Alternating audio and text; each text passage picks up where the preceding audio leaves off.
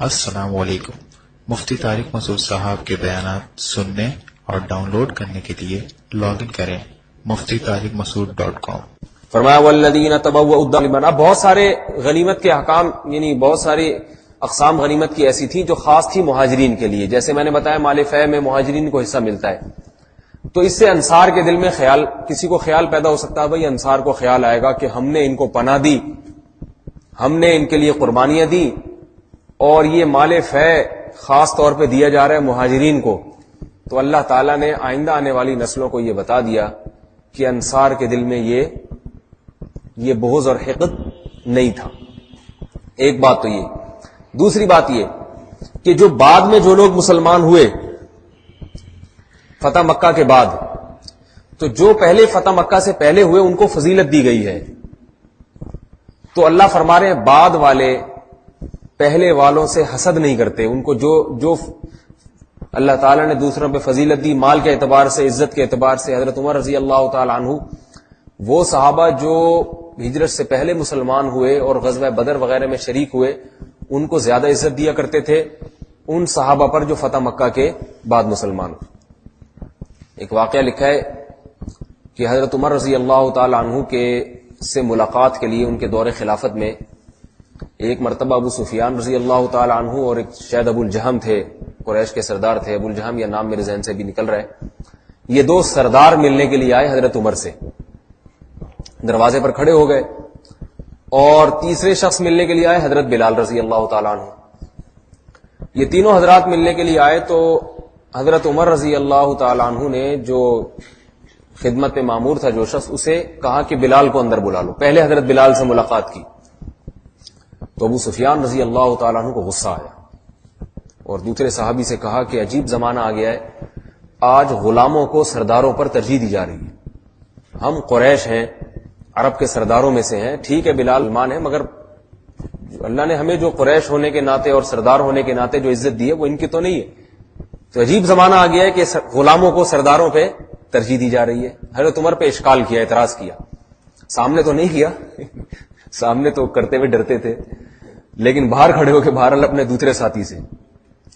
تو انہوں نے کہا کہ ابو سفیان، آج ہمیں اشکال کے بجائے یہ سبق لینا چاہیے. کہا کہ جب اسلام دنیا میں کمزور تھا، اسلام کو ضرورت تھی طاقت اور قوت کی، ہم نے اس وقت مخالفت کی، آپ نے بھی میں نے بھی. اور یہ بلال حبشی جیسے غلام، انہوں نے پیغمبر صلی اللہ علیہ وسلم کا ساتھ دیا اس وقت. ان کو گرم ریتوں پہ لٹایا جاتا، انہوں نے قربانیاں دی. اور ہم اس وقت اسلام میں داخل ہوئے جب اسلام کو عزت مل چکی ہے. اور کہا کہ خدا کی قسم آج جو ذلت ہماری ہوئی ہے یہ اس قیامت والی ذلت سے بہرحال کم ہے. قیامت میں بھی یہ لوگ ہم سے آگے نکلے ہوں گے. اس لیے کہ اسلام کو جب خون کی ضرورت تھی اور اسلام کو جب قربانی کی ضرورت تھی، اس وقت انہوں نے قربانی دی، ہم نے پیچھے رہ گئے ان سے. کہا کہ اب اس دنیا کی عزت کی فکر چھوڑو. میں ان کا مفہوم بتا رہا ہوں، پورے الفاظ مجھے بھی یاد بھی نہیں ہے اور وہ ضروری بھی نہیں ہے، ان کا مفہوم بتا رہا ہوں. کہ اب دنیا کی فکر چھوڑو، اب جو ہمارا آخرت کا نقصان ہوا اس کی تلافی کی کوشش کرو. اور اسلامی سرحدوں پہ ابھی بھی جہاد ہو رہا ہے، اسلام کو ابھی بھی خون کی ضرورت ہے. تو جو ہم نے ماضی میں نقصان ہمارا ہوا ہے اس کی تلافی کی یہی صورت ہے کہ اب ہم اپنی زندگی جہاد کے لیے وقف کر دیں. اب سفیان رضی اللہ تعالیٰ عنہ کی بھی سمجھ میں بات آئی، ان کی بھی. اور یہ دونوں حضرات ہجرت کر کے اسلامی سرحدوں پر چلے گئے، پھر زندگی بھر لڑائی کی ہے اور جہاد میں وقت گزارا انہوں نے. تو دیکھو صحابہ کرام جو ہے نا، یہ بھی سمجھتے تھے کہ ماقبل کی اگر تلافی کی، وہ تلافی بھی جہادی کے ذریعے ہو سکتی ہے، کیونکہ جہاد سے اس بڑی قربانی کوئی نہیں ہے. کہتے جس طرح قربانی ہے تو جو تلافی ہوگی وہ بھی اتنی تگڑی قسم کی قربانی پیش کی جائے.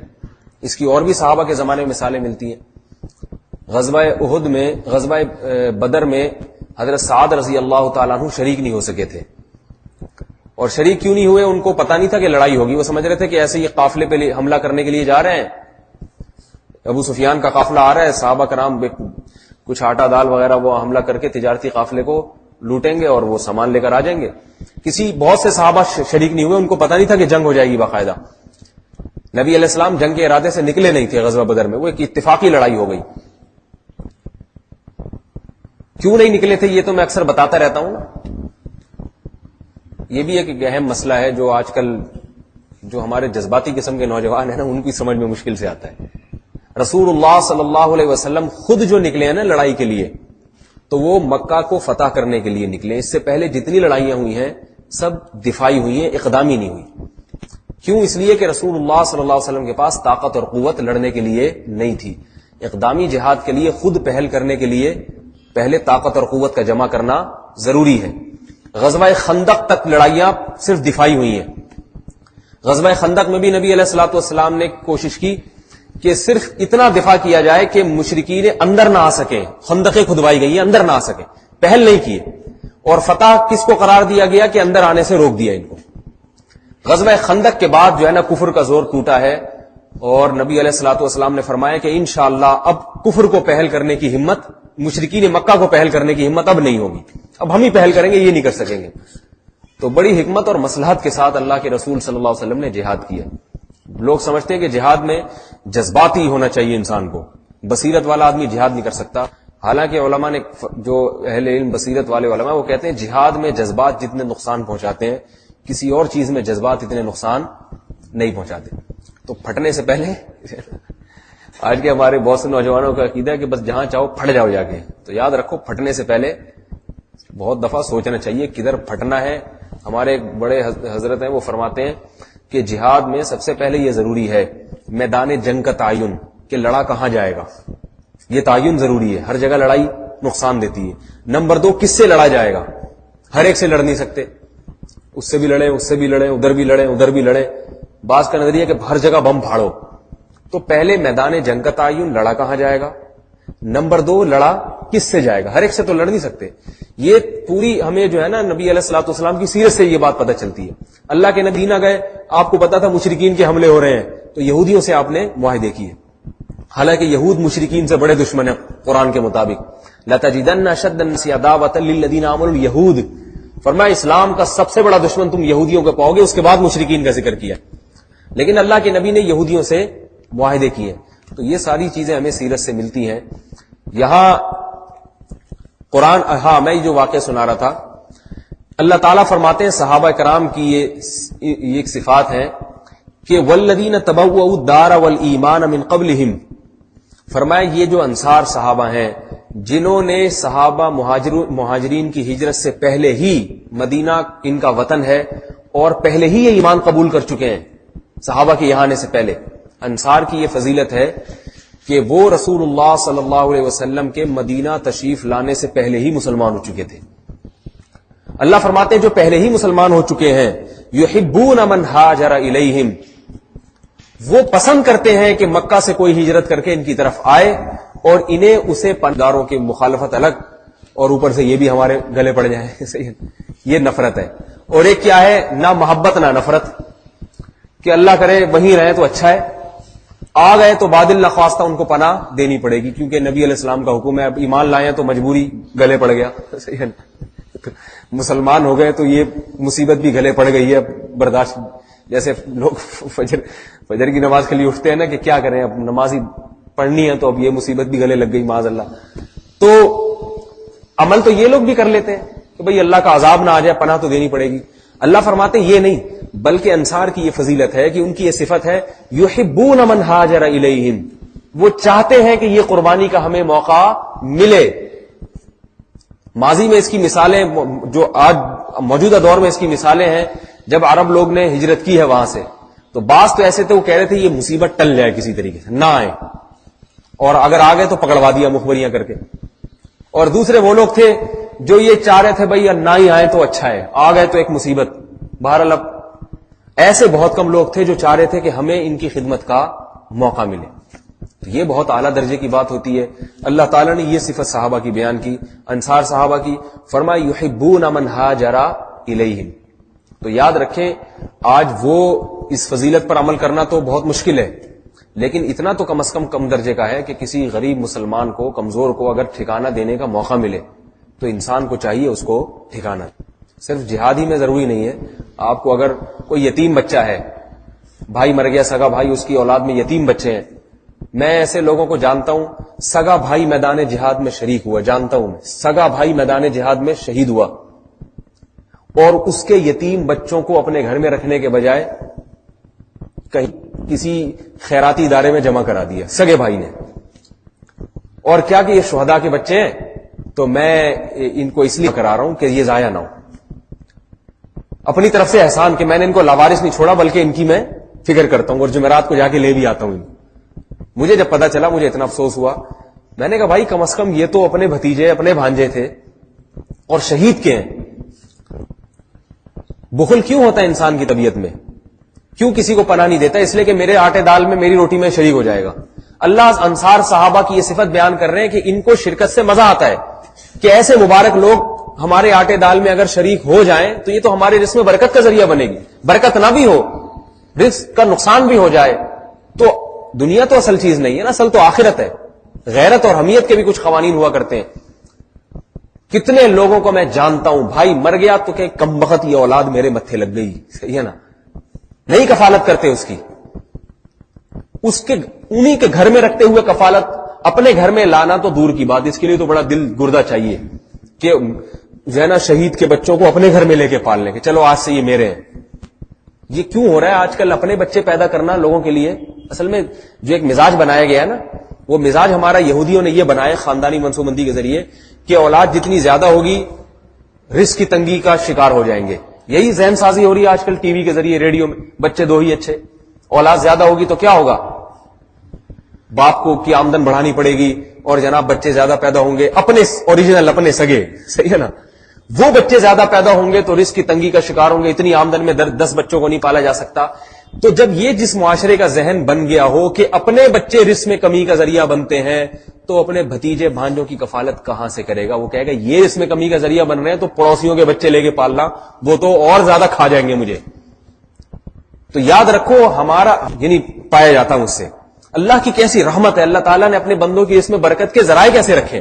نبی علیہ السلام نے فرمایا کہ روزانہ ایک فرشتہ اس دعا پر مامور ہے، اس کے ذمے کوئی عبادت نہیں ہے، اس کے ذمے کہ صبح اٹھ کے یہ دعا کیا کرو، اللہم آتی منفقا سلفا واتلف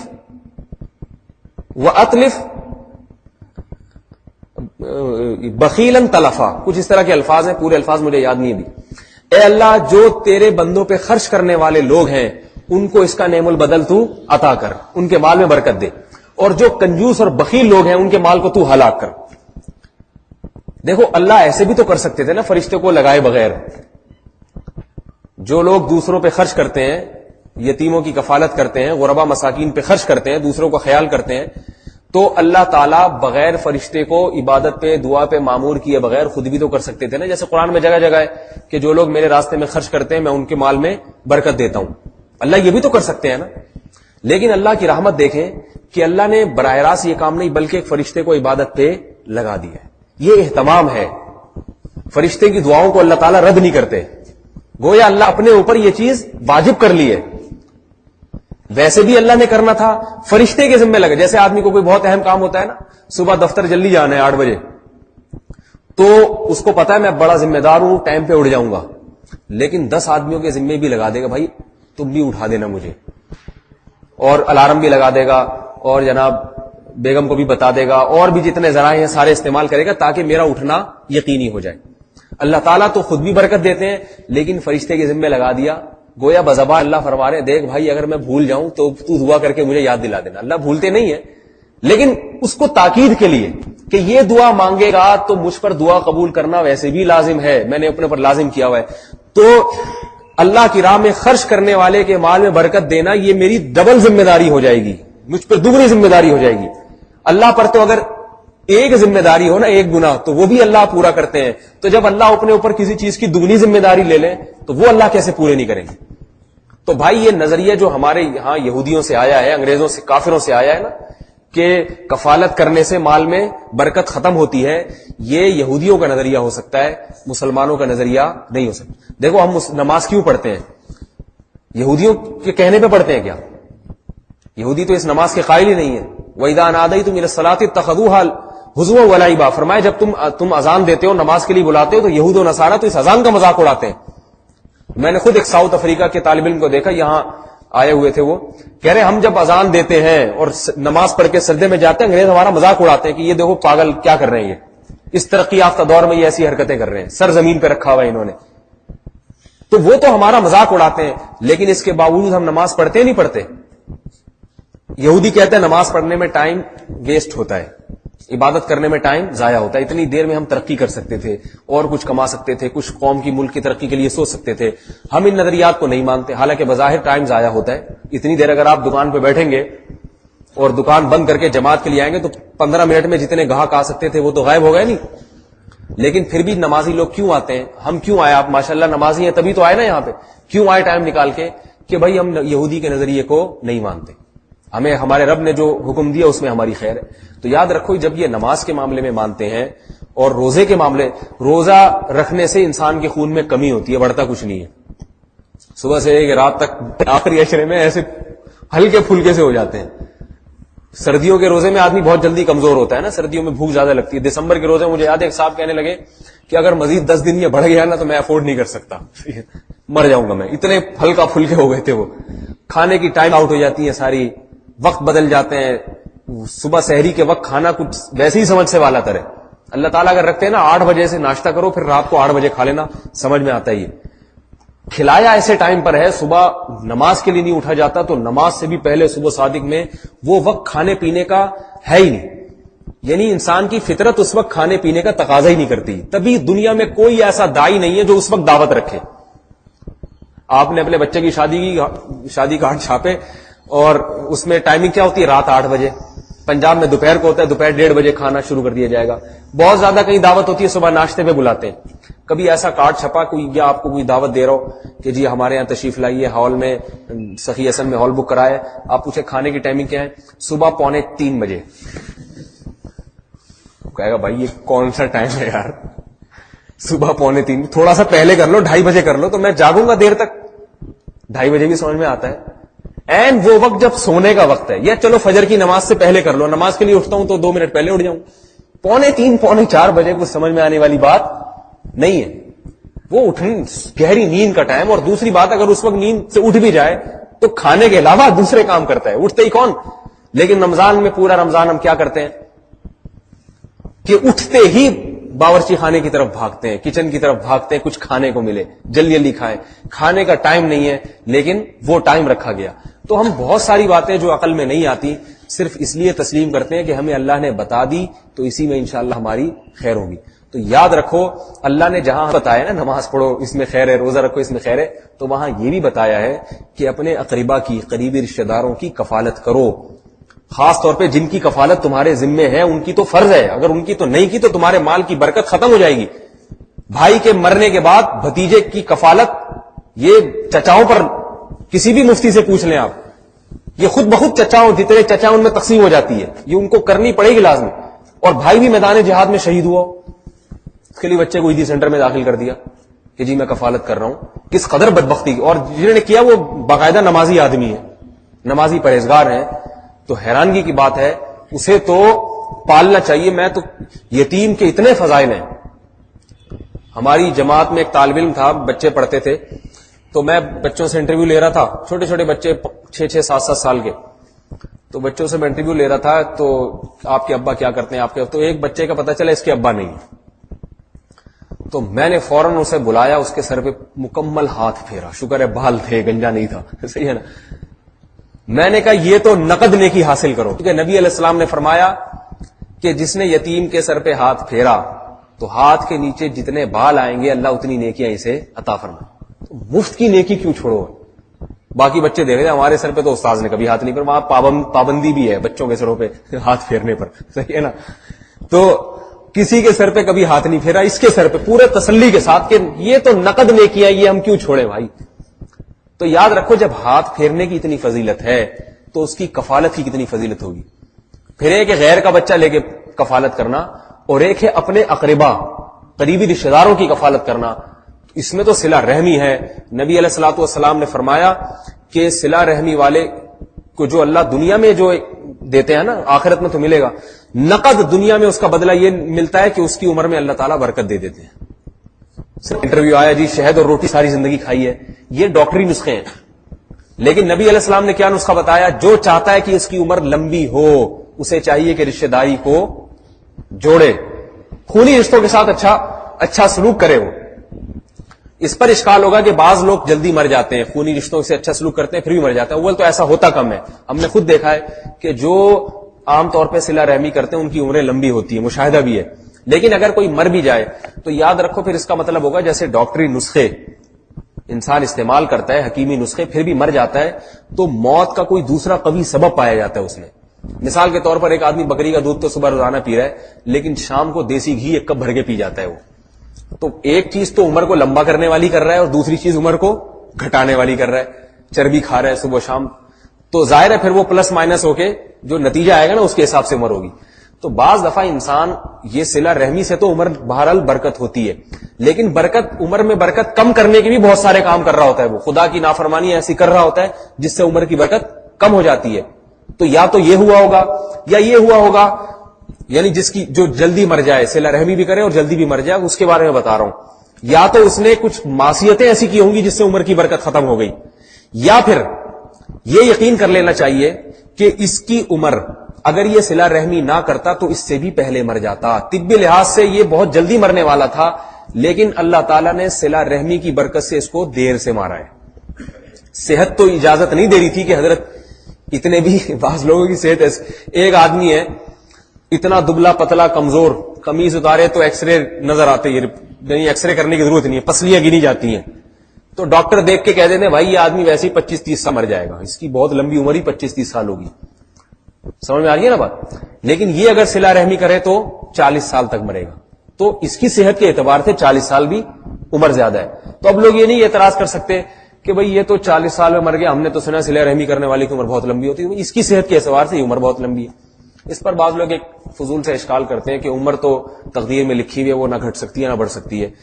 تو وہ ایک الگ مسئلہ ہے کہ تقدیر میں عمر جہاں لکھی ہوتی ہے نا تو عمر بڑی ہونے کی وجہ بھی لکھی ہوئی ہوتی ہے. سمجھ رہے؟ جس کی عمر لکھی ہے نا 99 سال، تو اس کے بارے میں لکھو ہے اس لیے 99 سال تک زندہ رہے گا کہ صبح صبح نہر میں بکری کا دودھ بھی پیے گا. یہ صحیح ہے نا؟ تو عمر تو گھٹتی بڑھ نہیں سکتی، لیکن اس عمر گھٹنے یا بڑھنے کے اسباب بھی تقدیر میں لکھے ہوئے ہوتے ہیں. بہرحال ایک الگ موضوع ہے، پھر کسی وقت اس کو میں چھیڑوں گا. تو رسول اللہ صلی اللہ علیہ وسلم نے فرمایا کہ من احب ان ينسأ له في عمره فليصل رحمه، جو یہ چاہتا ہے کہ اس کی عمر میں برکت ہو اس کو چاہیے رشتہ داری کو جوڑے وہ اور اس قسم کے لوگوں کی کفالت کیا کرے وہ. تو یہ نظریہ جو ہے نا، میں عرض کر رہا تھا کہ نماز ہم کیوں پڑھتے ہیں؟ اللہ نے کہا، اللہ کے رسول نے بتایا. اور روزہ کیوں رکھتے ہیں، زکوٰۃ کیوں دیتے ہیں؟ اللہ کا حکم ہے. تو یاد رکھو اسی طرح یہودی کا یہ نظریہ ہے کہ مال خرچ کرنے سے جو ہے کم ہوتا ہے، شریعت کا یہ نظریہ نہیں ہے. ایک اور حدیث سناتا ہوں. حضرت عمر رضی اللہ تعالیٰ عنہ نے فرمایا اکثروا من عیالکم فانکم لا تدرون بمن ترزقون. فرمایا اپنے عیال کا مطلب ہے جن کی تم کفالت کرتے ہو ان کی کثرت رکھو. اس میں اولاد کی کثرت کی بھی ترغیب ہے اور اپنے قریبی رشتہ داروں کی کفالت کی بھی ترکیب ہے، یعنی اس کی بھی ترغیب ہے. کوئی بہن بیوہ ہو جائے، طلاق یافتہ ہو جائے تو اس کی کفالت بھی اس میں داخل ہے. فرمایا عیال کثرت سے رکھو اس لیے کہ تمہیں علم نہیں ہے کس کی وجہ سے اللہ تمہیں روزی دے گا. بعض دفعہ جب آپ نے کسی کو اپنی عیال میں داخل کر لیا کہ میں اس کی کفالت کرتا ہوں، تو اب اس کی کفالت تو تھی اللہ کے، اب آپ نے اپنے ذمہ لے لی تو اللہ اس کی روزی آپ کی جیب میں ڈالنا شروع کر دیں گے. لوگ کہہ رہے ہوتے ہیں میرے 50,000 آمدن ہے، 25,000 تو یہ کم بخت یتیم کھا جاتا ہے بہن بیوہ کھا جاتی ہے، اس کے بچوں کی عید کے کپڑے کھا جاتے ہیں.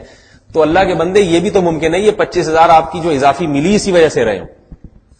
اس کی مزید تائید ایک اور بخاری کی حدیث سے ہوتی ہے. یہ انسان جو خرچ کرتا ہے نا تو اس کی جو وظیفہ اتنا مل رہا ہے، تنخواہ اتنی مل رہی ہے، یہ ملی اسی وجہ سے رہی ہے. کواروں کی ہم نے آج تک نہیں دیکھی تنخواہیں. ہمارے دوست جو میرے ساتھ کے تھے نا، اسکول میں کالج میں پڑھتے تھے، جو کنوارے ہیں نا وہ آج تک بیچارے ایسے کے ایسے ہی ہیں، بے روزگار. ہمارے ماڑی پور میں ایک گٹر ہے مین چوک پہ، اس کے ڈھکن پہ چند نوجوان بیٹھتے ہیں. ان میں ہمارے وہ اسکول کالج کے ساتھی بھی جو ابھی تک کنوارے ہیں، اسی چکر میں کنوارے ہیں کہ بھائی جب اتنی آمدن ہو جائے گی پھر شادی کریں گے، پھر یہ ہوگا. تو وہ سوچتے رہتے ہیں، کفالت کسی کی کر نہیں رہے. وہ کنوارا آدمی تو خود اپنا ہی پیٹ بھرتا ہے، باقی تو کسی کرتا نا. تو اللہ اسے اتنا ہی دیتے ہیں جتنا تیرا پیٹ بھرے. اگر زیادہ مل بھی رہا ہوگا برکت ختم کر دیتے ہیں. 50,000 لاکھ بھی کما رہا ہوگا, مہینے کے بعد پھر ایسے کے ایسے ہی بیٹھا ہوگا. تو برکت ختم کر دیتے ہیں. تو وہاں ایسے کنواروں کا نا ایک چوک بنا ہوا ہے, اس پہ سارے آ کے بیٹھتے ہیں. اس کے میں نے ایک دن دیکھا, اس پہ کسی نے لکھا ہے بے روزگار چوک, موٹے سا ہے نا, کوئلے سے لکھا ہوا تھا بے روزگار چوک. پتہ نہیں کسی دانشور نے لکھ دیا, اس کو پتا تھا سارے بے روزگار ہیں ادھر ہی آ کے. جس کو روزگار ہوتا ہے وہ رات دیر تک بیٹھ نہیں سکتا نا, صبح دفتر جانا ہوتا ہے, 3 بجے تک بیٹھ کے گپے مارتے ہیں, تو وہ سارے بے روزگار قسم کے. تو کیونکہ وہ کفالت نہیں کر رہے کسی کی, تو اللہ نے ان کو ایسے ہی رکھا ہے. تو کفالت کرتا ہے جیسے جیسے انسان, اللہ اس کی آمدن میں برکت دیتے ہیں. کیسے برکت دیتے ہیں اس کو پتہ نہیں ہوتا. صحیح بخاری کی حدیث ہے, رسول اللہ صلی اللہ علیہ وسلم نے فرمایا, پچھلی امتوں میں ایک شخص تھا جس نے بادلوں میں آواز سنی کہ یا صحاب اسقی ارضا فلان ابن فلان, او کما قال صلی اللہ علیہ وسلم, اے بادل, آسمان سے آواز آئی, اے بادل جا فلاں ابن فلاں کی زمین کو سیراب کر. صحیح بخاری کی حدیث ہے. وہ آدمی حیران ہوا کہ فلاں ابن فلاں کون اتنا مبارک ہے کہ آسمان سے ندا آ رہی ہے کہ بادل کو حکم دیا جائے اسی کی زمین پہ جا کے برسنا اور نکل جانا آگے. تو دیکھا کہ بادل ایک زمین پہ جا کے برسا. یہ آدمی اس بادل کے پیچھے پیچھے چلا. یہ آدمی پھر اس زمین کے مالک کے پاس گیا اور کہا کہ بھائی تیرا تو کیا عمل کرتا ہے, کون سا عمل ہے تیرا, کیا تیری عبادت ہے؟ تو اس نے اپنی نماز روزہ بتا دیے جو ہر مسلمان اس زمانے میں کیا کرتا ہے, جو بھی بنی اسرائیل کے مسلم تھے اس زمانے میں کیا کرتے تھے. اس نے کہا یہ تو کوئی ایسی بات نہیں ہے, تو میں بھی کرتا ہوں, یہ بھی کرتے ہیں. ایسی کیا کرامت ہے کہ اس نے اسے قسم دی, وہ اس نے انکار کیا. پھر اس نے بتایا کہ بھائی میں تجھ سے اس لیے پوچھ رہا ہوں کہ میں نے بادل میں باقاعدہ آواز سنی ہے, تیرا نام سنا ہے.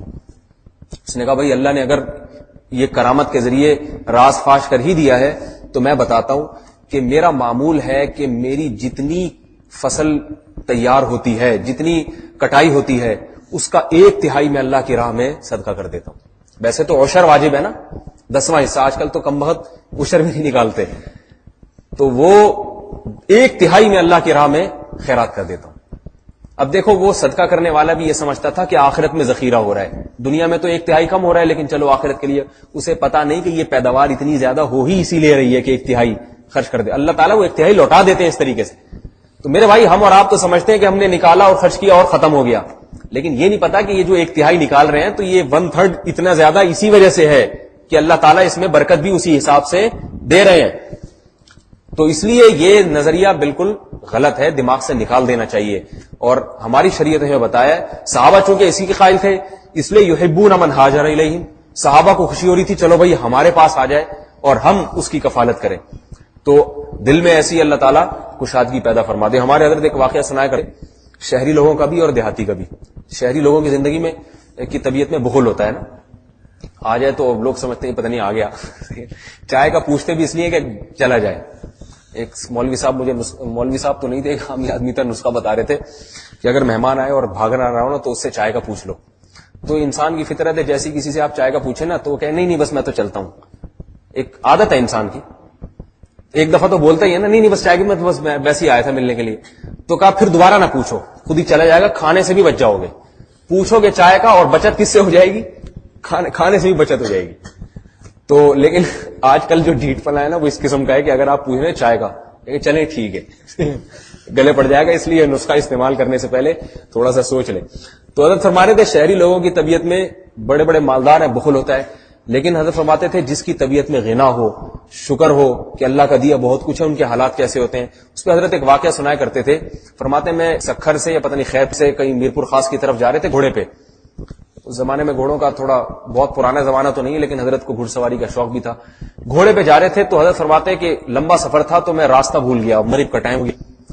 اب وہاں ڈاکو واکو بھی بہت ہوتے ہیں, تو دیہات میں کسی جھونپڑی کے قریب گئے. حضرت کا ارادہ یہ تھا کہ رات میں اس کے پاس گزاروں, کچھ تھوڑا سا مسافر ہونے, سندھی تھا وہ. فرماتے ہیں کہ میں جب اس کے پاس گیا تو میں نے دیکھا یہ تو بیچارہ, وہ سندھی ملا نا تو اس نے بڑا اکرام کیا, ہاتھی تھا. کہہ رہے میں نے کہا یہ تو اپنے کھانے کی روٹی, اس کے پتہ نہیں ہو نہ ہو. کہتے میں نے دیکھا گھر میں کوئی سامان ہی نہیں ہے, ایک گدھا مریل سا. کہہ رہے اتنا گھڑیوں کا ڈھانچہ کہ اس کے پچھلے دونوں گھٹنے چپکے ہوئے تھے آپس میں. جب بہت ہی گدھا ڈھیلا ہو جاتا ہے نا تو پچھلی ٹانگوں میں فاصلہ ختم ہو جاتا ہے, وہ چپک کے, پاؤں تو الگ الگ ہوتے ہیں لیکن گھٹنے آپس میں ملے ہوئے ہوتے ہیں. اتنا بیچارہ باریک تھوڑی ہے جو مجھ سے پوچھ رہے ہو, کوئی قحط تھوڑی ہے جو تکلیف ہوگی. بارشیں برس رہی ہیں, زمینیں پیداوار اگل رہی ہے, قحط ہو تو پھر مہمان آئے تو انسان پریشان ہو, کہ قحط میں اپنا نہیں ہوتا دوسرے کا. اللہ کا شکر ہے, اللہ کی طرف سے رزق برس رہا, اتنا خوش ہوا. فرمایا اس کے دل کی خوشی اس کے چہرے سے جھلک رہی تھی. وہ تواضع بیچارے نے وہی سوکھی روٹی سے کی جو اس کے پاس تھی. جس کی طبیعت میں سخاوت ہے اور اللہ پہ اس کی نظر ہوتی ہے, شکر نعمت ہوتی ہے, جس طرح سے خوش ہوتا ہے. اور جس کی طبیعت میں بخل ہو, لاکھوں ابھی کما رہا ہوگا. بےنظیر کے صاحب نے بتایا کتنے کروڑ پتی ہوتے ہیں نا یہ, کہہ رہے وہ ایک فقیر کو دیکھا اس نے اوپر سے, تو نیچے آ گئی, سمجھ رہا پتہ نہیں سخاوت کے دریا, وزیر اعظم کو کسی فقیر پہ ترس آ جائے تو سخاوت کے دریا بہیں گے. 8 آنے لا کے پکا دیے اس کو, چونی ٹھنڈی سے زیادہ نہیں کرتے یہ لوگ. تو رسول اللہ صلی اللہ علیہ وسلم نے کیا فرمایا کہ 1/3 مال جو وہ صدقہ کیا کرتا تھا, ہمارے یہاں فرمایا کرتے جب میں نے یہ حدیث سنی تو میں نے اس وقت سے عزم کیا کہ میں بھی اپنے مال کی 1/3 صدقہ کیا کروں گا. اس وقت سے پھر حضرت اپنی جو کھیتی کی کٹائی ہوتی, پیداوار آتی, 1/3 صدقہ کر دیا کرتے تھے. اور پھر شروع میں تو یہ معمول تھا, بعد میں پھر اپنے گھر کا جو ضروری خرچہ ہے رکھا, باقی سارا صدقہ کر دیا کرتے تھے. تو خیر یہ تو ایک توکل کا بہت اعلیٰ درجہ ہے, لیکن کم از کم میرے بھائی اپنے قریبی رشتہ داروں کا تھوڑا سا خیال کرنا چاہیے. وہ چونکہ فرابی واجب درجہ بھی پورا کر لینا تو غنیمت. بھائی شہید ہو گیا, بچے کو عیدی سینٹر میں داخل نہ کریں, اس کی کفالت کریں. اس کی بیوی بیوہ ہو گئی, اس کی اور بہن کو بھی, ان کے بچوں کو بھی پال رہے ہیں. 8-9 سال ہو گئے, اسی مسجد کے نمازی ہیں. اب لوگ سمجھ رہے ہوتے ہیں بیان کرنے والا پتہ نہیں کتنی لوگوں کی, کتنے ٹرسٹ چلا رہا ہوگا, کتنوں کی کفالت کر رہا ہوگا. تو یہ صرف اس لیے کہا جاتا ہے کہ اللہ ہمارے اندر بھی یہ جذبہ پیدا کر دے, اور ہمارے اندر بھی یہ صفات, شریعت کی بہرحال یہی تعلیمات ہیں, میرے اندر ہو یا نہ ہو. پھر انشاءاللہ باقی پھر یہ چاہتے ہیں, پسند کرتے ہیں ان کی طرف کوئی ہجرت کرے. جو ہجرت کر کے آتے ہیں ان سے محبت کرتے ہیں. یحبون من ہاجر الیہم, جو ان کی طرف ہجرت کر کے آئے ان سے محبت کرتے ہیں. ولا یجدون فی صدورہم حاجۃ مما اوتوا, اور ان مہاجرین کو جو مال غنیمت وغیرہ میں دیا جاتا ہے تو یہ اپنے دل میں اس کی حاجت محسوس نہیں کرتے. کہتے ہیں چلو اچھا ہے, وہ ہم سے زیادہ حقدار ہیں, انہوں نے اپنے گھر بار چھوڑا. آج کیا ہوتا ہے, اگر کسی کو پناہ بھی دے دیں اور پھر اس کو کوئی عزت دے تو کہتے ہیں یار میں نے اپنا گھر دیا رہنے کے لیے, زندگی بھر کفالت میں کر رہا ہوں, عزت اس کو دی جا رہی ہے. جبکہ اللہ انصار صحابہ کی یہ صفت بیان کر رہے ہیں کہ مہاجرین کو اگر مال فے میں سے حصہ ملتا ہے, جیسے مال فے ہے مہاجرین کے لیے, اس میں انصار کا حصہ نہیں ہے, پچھلی آیات میں, تو اللہ فرماتے ہیں ان کو اس سے دل میں تنگی محسوس نہیں ہوتی. ولا یجدون حاجۃ فی صدورہم مما اوتوا ویؤثرون علی انفسہم, بلکہ اس سے بھی بڑھ کر فرمایا ان کو اگر خود یہ موقع ملے, یہ تو مال فے اللہ نے خود تقسیم کیا نا کہ مہاجر صحابہ کو دو, فرمایا اگر ان کو خود موقع ملے تو خود ان کو اگر اختیار دیا جائے تو ان کی خود سے بھی کوشش یہ ہوتی ہے کہ اپنی جان پر ان مہاجر صحابہ کو ترجیح دیں. ویؤثرون علی انفسہم, اپنی ذات پہ دوسرے کو ترجیح دیتے ہیں. ولو کان بہم خصاصہ, پھر اس سے اوپر کا درجہ اگرچہ خود محتاج بھی کیوں نہ ہو. 3 درجات ہو گئے. پہلا درجہ یہ, اگر کسی کی کفالت ان کے ذمے پڑ جائے تو بخوشی قبول کرتے ہیں, خوش ہوتے ہیں اس پہ. یہ پہلا درجہ ہے ایمان کا, جو اس سے بھی ہم الحمدللہ محروم ہیں. ہم تو گلے پڑ جائے تو بادل نواز پسند کرتے ہیں. اس سے اوپر کا درجہ کیا ہے کہ اگر اللہ نے ان کی خدمت کے باوجود ان مہاجرین کو ترجیح دے دی کسی مال میں, تو یہ دل میں تنگی اور حسد محسوس نہیں کرتے. اللہ نے دے دیے تو حقدار ہوں گے, ہم سے زیادہ حقدار ہوں گے, کوئی بات نہیں, ان کو دے دیا جائے. اور اس سے بڑھ کر درجہ ہے کہ اللہ اگر نہ کرے بلکہ انہیں موقع مل جائے تو پھر بھی یہ اپنی ذات پر ان کو ترجیح دیتے ہیں. ولو, اور چوتھا بلکہ اس سے اوپر کا درجہ یہ کہ یہ بھی عام حالات میں ترجیح نہیں, بلکہ یہ خود اگر محتاج بھی ہوں, ان کو اس چیز کی اس سے زیادہ ضرورت ہو تو بھی اس کا زیادہ خیال کرتے ہیں, اپنا کم خیال کرتے ہیں. اس موقع پر مفسرین ایک واقعہ ذکر کرتے ہیں, وہ واقعہ سنا دیتا ہوں تاکہ یہ آیت مکمل ہو جائے.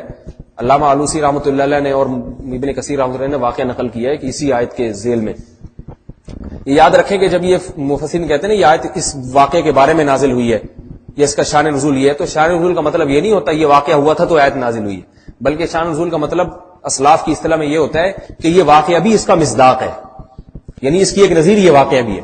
تو آیت تو تمام انصار صاحب ذیل میں ایک واقعہ نقل کیا جاتا ہے کہ جس سے یعنی مشاہدے سے ثابت ہوتا ہے کہ واقعتاً انصار میں یہ چیز تھی. حدیث میں آتا ہے ابو ہریرہ رضی اللہ تعالیٰ عنہ فرماتے ہیں کہ ایک مرتبہ ایک سائل آیا, فقیر انصاری مہاجر صحابی تھے, غریب تھے, مسکین تھے, نبی علیہ الصلوۃ والسلام کے پاس آئے اور مطالبہ کیا اپنی حاجت کا. بھوک تھی, ان کی حاجت یہی ہوتی تھی, روٹی نہیں. سے وہ ایک دفعہ حکیم اختر صاحب ایک واقعہ سنا رہے تھے کہ خلیفہ ہارون رشید جو تھا نا, ایک دفعہ اس کی رعایا میں کسی نے اس کے گھوڑے کی لگام پکڑ لی اور کہا کہ ہے ہارون بتا تو زیادہ افضل ہے یا عمر ابن خطاب اور ابو بکر زیادہ افضل تھے؟ تو اس نے کہا یقیناً وہ افضل تھے. تو انہوں نے کہا ان کے تو کپڑوں پہ 10 پیوند لگے ہوتے تھے اور تو ایسی شاہی سواری میں ایسے مزین لباس پہن کے بادشاہوں کی طرح شاہانہ زندگی گزار رہا ہے. تو حالانکہ وہ تجھ سے افضل تھے. تو ہارون رشید نے فوراً جواب دیا کہ عمر ابن خطاب اور ابو بکر کی مت ابو ہریرہ جیسے لوگوں پر تھی, صحیح ہے نا, اور میری حکومت تم جیسے نالائقوں پر ہے.